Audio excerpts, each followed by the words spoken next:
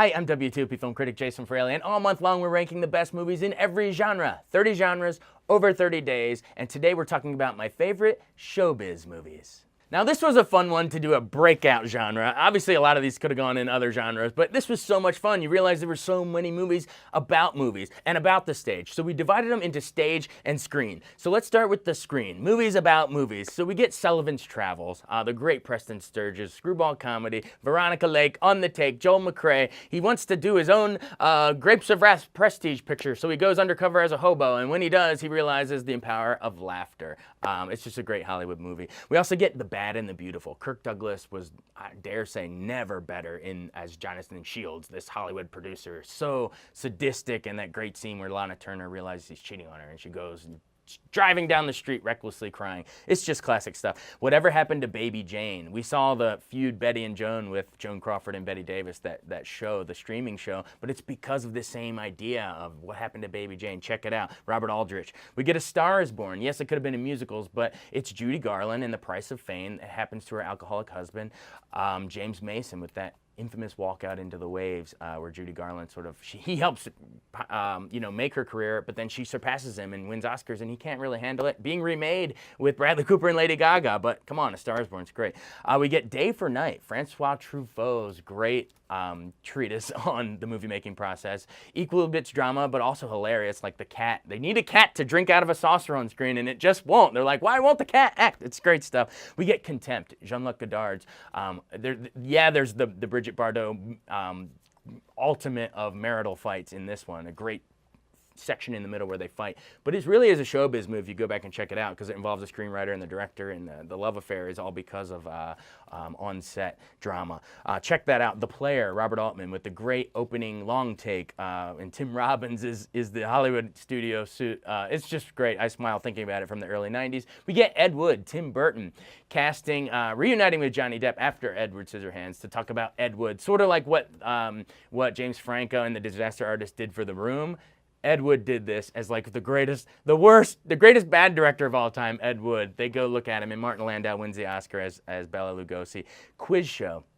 Robert Redford, my favorite Redford movie. Yes, he won for Ordinary People, but Quiz Show, I think, is his best. All about the showbiz, the game show scandal 21, where they were feeding the answers. Imagine Who Wants to Be a Millionaire if they gave him the answers. It's a great movie. Charles Van Doren is the real guy, played by Ralph Fiennes, and maybe my favorite role of his, and also John Turturro as the two. One gets the answers, one doesn't, and they're trying to uncover it. It's just great stuff. And of course, The Truman Show. I think Peter Weir, Jim Carrey, his first serious role after a bunch of comedies.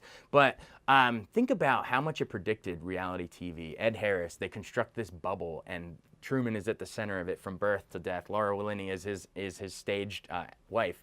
But as he breaks out to that great music and he sails and crashes into the wall, and Ed Harris tries to get him to stay, and he's like, cue the sun. One of my favorite showbiz lines of any movie. The Truman Show, so underrated. Go back and watch it again. So good. And in case we don't see you, good afternoon, good evening, and good night.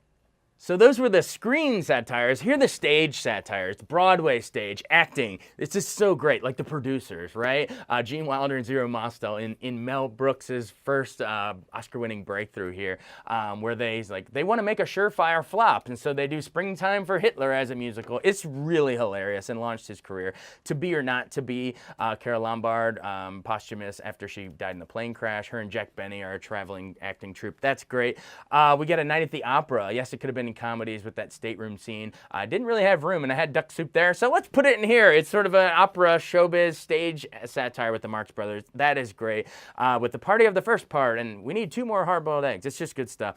Birdman. Come on, this won Best Picture. The illusion of a long single take, the entire movie by Alejandro Inarritu. But there's that great stuff where Michael Keaton, he's got Batman, right, in real life, but in the movie he's a winged superhero Birdman. He's trying to put his Hollywood past behind him, his commercial past, and prove he can be a real artist on Broadway, and put on this play.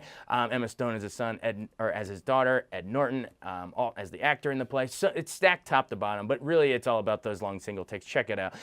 Synecdoche, New York. Roger Ebert called it one of the best movies of the 21st century before he died, and it is Charlie Kaufman, who wrote Eternal Sunshine, and John Malkovich. It's his directorial debut, and Philip Seymour Hoffman, rest in peace. is just unbelievable in this, trying to put on a Broadway show, and there's some fire symbolism. It's so good. Weird, but check it out. And then, of course, All That Jazz. One of my all-time favorite movies. I wish I could even put it in the top 3, but you'll see why I didn't, because they're just great. But man, Roy Scheider of Jaws basically plays this autobiographical tale by Bob Fosse, who directs here.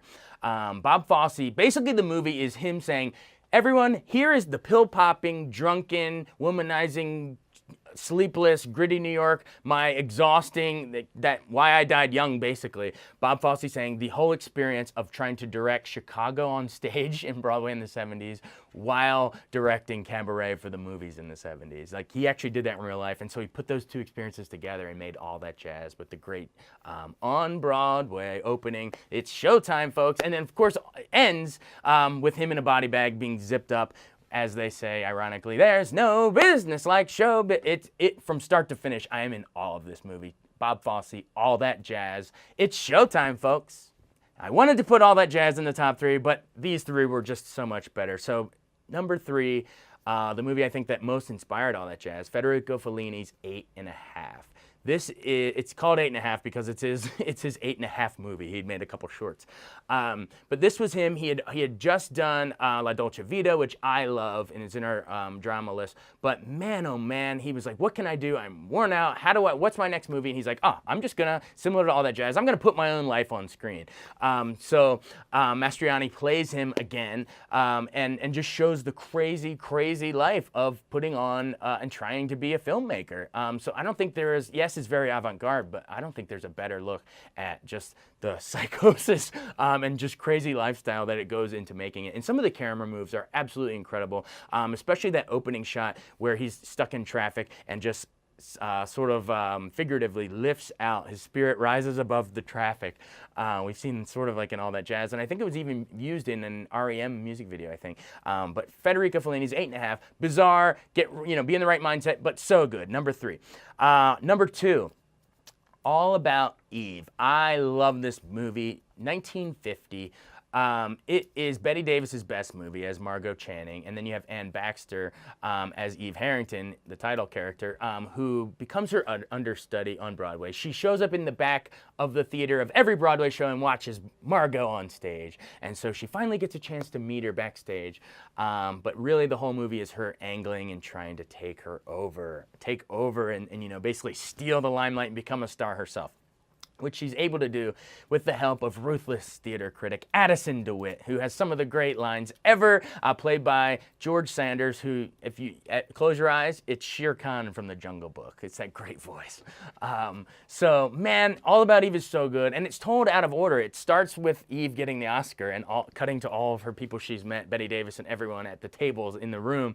Then we freeze frame as she reaches for the Oscar, and we go back in time and look at all the different storylines. But the best line, you quoted it yourself, and you didn't even know you quoted it. You didn't even know it was from the movie. Fasten your seatbelts. It's going to be a bumpy night. So that's number 2. All About Eve, a masterpiece, one of my favorites ever. Number 1, same year, actually, 1950, Sunset Boulevard. Another line then you've quoted, and maybe didn't even know it was from this, but it is Gloria Swanson at the end is, "All right, Mr. DeMille, I'm ready for my close-up." And that great score, the eerie score comes in. She's in her Gothic mansion, Billy Wilder. This is his, similar to Baby Jane, treatise on aging stardom. So Norma Desmond, the creepy character played by Gloria Swanson, is an aging star from the silent era, silent Hollywood. Talkies came in, and she said, "Back then we didn't have to talk, we had faces." And he said, "I am big, it's the pictures that got small." She's so bitter and living in this decaying mansion, and her butler, Max von Sydow, is writing her fan mail to think she's a star. Like, think of the Neverland Ranch, or, stories of Hollywood, people that are out of touch. She's here, she's on her own little island in her own head, and then suddenly William Holden, hungry, struggling young screenwriter, evading the cops, pulls in there and and shacks up with her and basically agrees to get work writing her next big script, even though she's been out of touch for like 20 years. But it gets so creepy in the lengths he'll go. It's kind of noirish, actually, could have put it there, but I put it at the top of my showbiz list because literally it is Billy Wilder, and he even has Cecil B. DeMille come in the movie playing himself. He has Buster Keaton coming in to play the Waxworths. He has Hedda Hopper as the gossip columnist playing herself at the end. There's like all these cool tie-ins, and Max von Sydow, of course, because he was the silent director himself of Greed. But they're all in here. And I don't think there's a better movie. All About Eve is the best stage satire, but to me, Sunset Boulevard is the best screen satire. We're ready for our close-up. Sunset Boulevard, #1 showbiz movie of all time. See my top 25 showbiz movies on WTOP.com's entertainment page. Tell us what you think on the blog, and tune in tomorrow as we break down my favorite silent flicks.